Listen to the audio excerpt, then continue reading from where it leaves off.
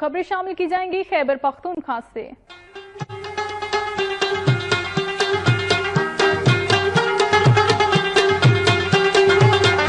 के कैप्टन उस्मान अली शहीद की छठी बरसी के हवाले से Pakistan scouts cadet college Batrasi में एक तकरीब का इनेकाद किया गया।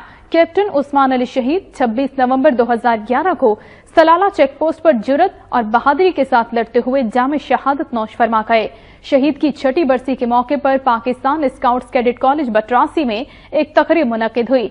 तकरीब में principal brigadier retired Abdul Hafeez शहीद की अहलिया, बच्ची और दीगर रिश्तेदारों समेत तुलबा की बड़ी तादाद ने शिरकत की।